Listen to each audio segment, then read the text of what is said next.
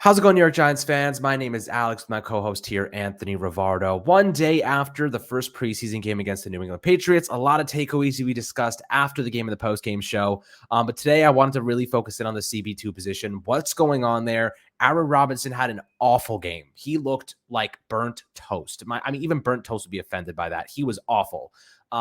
He had one pass breakup, was absolutely burned. If the ball was thrown a little bit further downfield, it would have been an easy touchdown. This is not what you want to see from your CB2. He was unproven. He is unproven. Did not play altogether that much last season for the Giants as a rookie. So, there is a little bit of concern there. Only played 268 total offensive snaps. But I want to discuss, are we worried? Are we concerned? What are the alternatives? What are the other options? How can we get him to play better? There's a lot of things that I have in mind that may be able to fuel a bit of a fire under his butt. But at this moment, I do want to also review some of his, kind of mistakes from yesterday, what he did wrong, where he needs to improve, and just a lack of urgency in some facets that did stand out to us. But Anthony, before we dive into Aaron Robinson, what's going on in that CB2 position? How do you do today, my friend? I'm doing great, man. I think last night's preseason game, one of the main takeaways that many Giants fans had is they are short at cornerback. The depth is super thin there, and there are major question marks, not only in the depth, but with the starters as well. Aaron Robinson was less than impressive and definitely showed a cause for major concern for a lot of Giants fans. Now, Brian Daboll has an interesting quote about the situation, says, quote, corners will get beat at times, but A-Rob has had a good camp. We all need to clean up some techniques, not just him. And that's definitely valid, that quote from Brian Daboll. Cornerbacks get beat. It's definitely one of the toughest positions to play in football. Everyone's going to have their fair share of struggles in the preseason. Aaron Robinson, Daboll saying he's had a good camp, but from we know, it really hasn't been the greatest camp, so maybe it's just the coach trying to get his players back there. But you know what? If Brian Daboll isn't genuinely concerned, I want to trust in the man, but right now, I don't trust in Aaron Robinson at all. He is super unproven. He is a Gettleman guy. This was a Gettleman draft pick. Dave Gettleman traded up to draft Aaron Robinson, jumping over the Philadelphia Eagles in the third round of last year's draft in order to acquire the UCF cornerback. But when you're taking a look at the way that he's performed with the New York Giants so far, injuries, not the best performances on the field, fights at practice during training camp. It's a lot of question marks here. I have a lot of concern for Aaron Robinson and his ability to maintain his standing as a starting cornerback opposite of Adoree Jackson. Yeah, look, yesterday he gave up a 33-yard pass downfield. He had one breakup, and then he had that touchdown pass, and he got hit with a taunting penalty, which, by the way, was bullshit. That was the stupidest taunting penalty. If that's an indication of what the refs are going to be doing this year, I'm going to lose my freaking mind, because every year they get softer. This is a man's league. These guys get paid to hit people for a living. Minor taunting penalties is so freaking soft, for the record. So freaking soft. I want to see these guys actually play, get each other riled up. Like, this is what football's supposed to be like. It's supposed to be an energetic, aggressive game, and they're taking it all out of it. As long as we're not compromising people's health, taunting is totally a part of the game. It's a part of every single sport. If you look at any sport, it is just the way it goes. So I think that the refs are getting super soft. The NFL is getting soft, but that's aside from the point. Aaron Robinson definitely struggled. He really had a hard time sticking in coverage. His get-offs were not good. His mirroring, he was not mirroring routes well. He was falling behind. This is a guy that really played a lot of nickel corner at UCF before making he played nickel at UCF and then transitioned to the outside, to the boundary with the Giants. He did not play, like I said, 268 snaps last year, and not even all of them were outside on the boundary. Now he's transitioning to a system in Wink Martindale's defense that is heavily predicated on man coverage with single high safety looks, and he needs to be able to hold up on an island, right? When you have corners like this in Wink Martindale's system, you're going to see a lot of blitzing. We saw a minor amounts of blitzing yesterday compared to what we're going to see in the regular season. With that being said, you need your corners need to hold up on an island. If you have Bailey Zapp or Brian Hoyer throwing deep balls and beating you with undrafted free agent rookie receivers, they wouldn't have the Patriots didn't have their first team on the field. When you're getting beat over top and getting beat badly by second and third stringers, you have a big problem. Okay, that is not good. Now, am I overreacting? Probably. It was only one preseason game. Aaron Robinson could bounce back next week and look like a freaking all-pro player. I have no idea. NFL is an interesting game that way. Players have good games and they have bad games. This is the first action he's had in a new system. Maybe this is just a fluke. Maybe we just had an off day and we give him the benefit of the doubt until we've seen multiple games strung together of poor performances. Then we can talk about, maybe replacing him. But for now, I think we can just kind of scratch it off as, okay, he had a shitty performance. Let's move forward and see if he can bounce back and have a good one on the upcoming days. But with that being said, I always think competition's a good thing. I always think injecting more talent into a position can light a fire under guys' butts. And I think that Aaron Robinson may benefit from that. You look at other spots that have young players, they have seemingly performed a lot better during camp. Like receiver, there's a lot of competition. Colin Johnson, Richie James are standing out over Darius Slayton and more experienced guys. There's a lot of good competition. It brings the best out of people. That's just ultimately how it goes. Here's an idea, Anthony, and I think that a lot of people may agree. And if you disagree, I'd love to hear perspectives. Obviously, we'd love to have good conversations with you in the YouTube comments below. And my idea here is, why not give Darnay Holmes opportunities on the outside? Darnay Holmes was a true and tried boundary corner with UCLA. He was aggressive, played a lot of man coverage against QB-ready quarterbacks in the division, and ultimately showed that he can be a very good player. He's also a leader. That's just the role he played at UCLA. And he's a little bit undersized, 29.5-inch arms. I guess inches wingspan. I don't exactly know the measurement for his arms, but I do know that he's 5'10", and I do know that Aaron Robinson is 6'1". So I do think that, you're looking at the height differential. There's a lot of undersized corners in football these days. JC Jackson, there's so many guys that play the outside that are not like excessively big. Adoree Jackson, for goodness sake, is only 5'11". He's an inch taller. And no one's talking about Adoree Jackson's height. So I do think that Darnay Holmes should be given an opportunity to compete on the outside, at least given a couple reps. The only downside to that is now you're like, who plays slot for us? Well, how about this? Put Robinson back at the slot position where he actually played in college, and then Darnay Holmes back at outside where he played in college. Maybe they're better at those spots. You don't always have to change up positions when you get to the NFL. I know the size is a bit of concern for Darnay Holmes, but I'll give you this example. Some people will say the arm length, he's not going to be able to get his hand in there. If he's closer in coverage, that arm length does not matter anymore, because Aaron Robinson was like yards away in coverage yesterday at some point. So if Darnay Holmes can play a lot better coverage, that arm length is that metric, that number is obsolete. What is your thoughts about Darnay Holmes getting some reps out there, maybe, pushing Aaron Robinson to the nickel and just on a flip-flopping them and seeing who sticks and who plays the hot hand?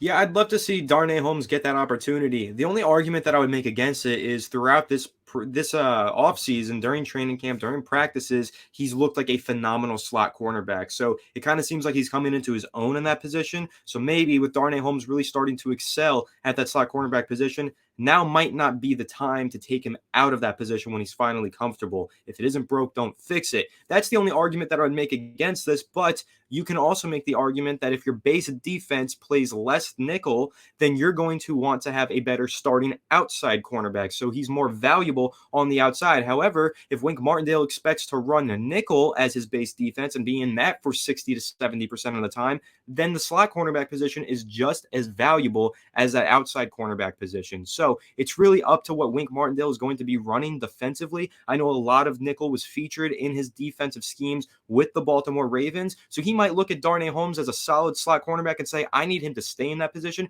because that position in this defensive scheme is of the utmost importance. So that might be an argument against taking him out of that position. But if you're one of those people that just believes that the nickel cornerback position, since it's not a starting position, isn't as important, you're going to want to give him a try on the outside because that is a very important position, that boundary cornerback. Usually you're going up against much tougher competition on the outside than you are in the slots, and having Darnay Holmes as the better outside cornerback than Aaron Robinson, that might be super important for the Giants. So it's really just something that they need to test out this preseason. This is what preseason is for, finding the best configuration for your lineup on your depth chart. So if Darnay Holmes, this configuration of the defense has him as the starting outside cornerback, so be it. If it has Aaron Robinson, so be it. But don't sleep on the importance of the slot cornerback position in a defense that runs a lot of nickel and dime defense. So it's really dependent on the scheme as to where we're going to see Darnay Holmes versus Aaron Robinson play. But again, you spoke on it. Aaron Robinson traditionally was a slot cornerback coming out of college. Darnay Holmes coming out of college was an outside cornerback. He hasn't really had an opportunity to compete on the outside yet, though. So I'd really love to see him get that opportunity. I've always thought that Darnay Holmes has the ability to play on the outside, but I do really like how he's developed in the slot. So that's kind of why I lean towards just leaving him in the slot, letting him continue to grow and gain comfortability within that position. Because I think, listen, if you've got a Chris Harris Jr. elite level slot cornerback, and then you have a backup level cornerback on the outside, just play more nickel, and that slot cornerback becomes way more valuable for your defensive scheme. That's really how I see it. And I think that Darnay Holmes provides a lot as a run defender as well. I think he's a scrappy player who knows how to tackle. I love everything about his game, everything that he brings to the table. I think that he can be a really good slot cornerback in the NFL with just a little bit more development, a little more time to grow in that position. So I'm leaning towards leaving Darnay Holmes at that slot cornerback position and seeing if Aaron Robinson can continue to grow it on the outside. But I'm totally open to giving Darnay Holmes a chance to compete anywhere because I love what he brings to the table. I love his demeanor, his character. He's such a hard worker. If he wants to be an outside cornerback, I believe he can accomplish that feat. He can work hard and become an outside cornerback he was in college. So maybe the solution here is to get these guys back to their natural collegiate positions, but maybe the solution is to wait it out, see if they can grow in these new positions and become better than they ever were before.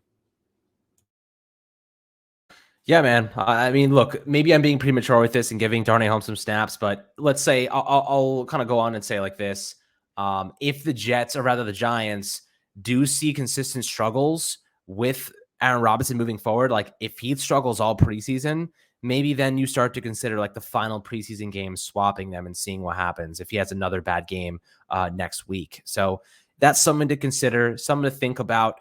Would love to hear perspectives below in the comment section, my friends, about Aaron Robinson, what you think about him, if you think that they should try and, add some competition. There are some free agents available. Like, I'm going to say this name, you're going to cringe. DeAndre Baker is available. I don't think we're bringing him back anytime soon. I think the Giants are pretty much done with him. So yeah, definitely not him. There's Trey Waynes. Even Janoris Jenkins is out there still. He's not bad in man coverage. Chris Harris, Joe Hayden, Chris Harris, Xavier though. Rhodes, Jimmy Smith is the guy I'm looking at. Probably.